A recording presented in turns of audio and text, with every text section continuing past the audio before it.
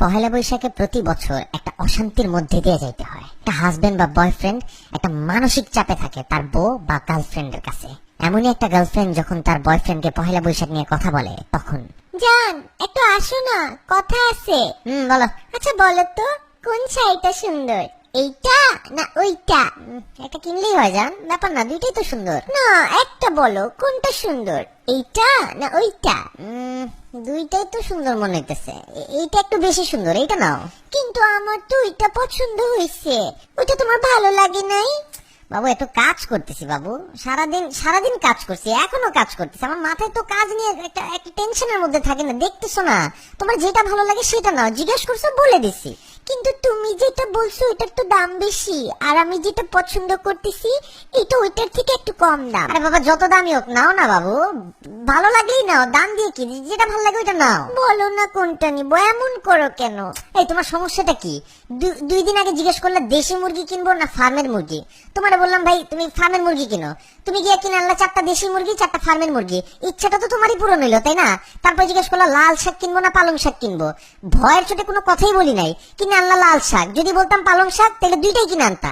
আজকে আবার শুরু করলা শাড়ি নিয়ে, পাইছোটা কি আবার তুমি? ও মা, একটা শাড়ি কিনবো তোমার জন্য, সাজবো তোমার জন্য, একটু সুন্দর হবো, একটা পয়লা বৈশাখের একটা ফিলিংস আছে না, একটা ঝাঁকানাকা আছে না, সেটাও কি জিজ্ঞেস করলে দোষ? কথা তো একটা শাড়ি পর্যন্ত লিমিট থাকতেছে না।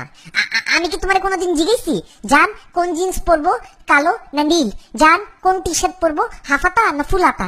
জান কোন জুতা পরবো, এইটা পরবো না ওইটা পরবো? জিজ্ঞেসি তোমার কোনোদিন? ভালোবাসি দেখেই তো জিজ্ঞেস করি তোমাকে, এমন করো কেন? জান জিজ্ঞেস করার তো একটা লিমিট থাকে জান, তুমি তো এই লিমিটের গোষ্ঠী উদ্ধার করে ফেলছো। আমি তো ফোন কিনছিলাম কাজের জন্য, কিন্তু আমার মোবাইলটাকে তুমি একটা দোকান বানাই দিছো। কোনোদিন যদি আমার ফোন চেক করো মনে করবা অন্য মেয়েরা পিক পাঠাইছে, ওইটা নিয়েও একটা গ্যাঞ্জাম শুরু করবা, এটা কে পাঠাইছে, এটা কবে পাঠাইছে, না আমি তো পাঠাই নাই। এত পিক পাঠাইছো তোমার নিজেরও তো মনে থাকবে না কোন পিক তুমি দিছো। আমার লাইফটাতে একটা দোকান বাজার বানাই দিতেছো তুমি। এত সিম্পল একটা ব্যাপারকে এত বড় করতেছো তুমি।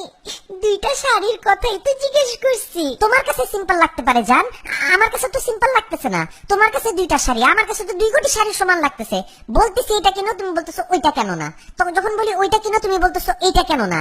মানে শাড়ির মধ্যে তো হাজার ধরন দেখো তুমি একটা শাড়ির মধ্যে।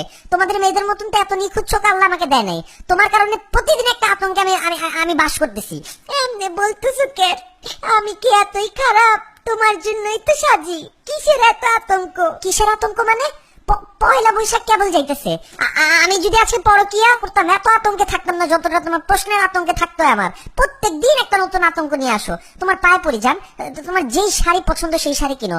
তুমি কলা পাতা পেঁচাও যদি পরো আমার কাছে ওইটাও সুন্দর লাগবে। দূর একটা ফালতু, তুমি যাও তো, মুডটাই নষ্ট করে দিলা, অসভ্য কথাকার।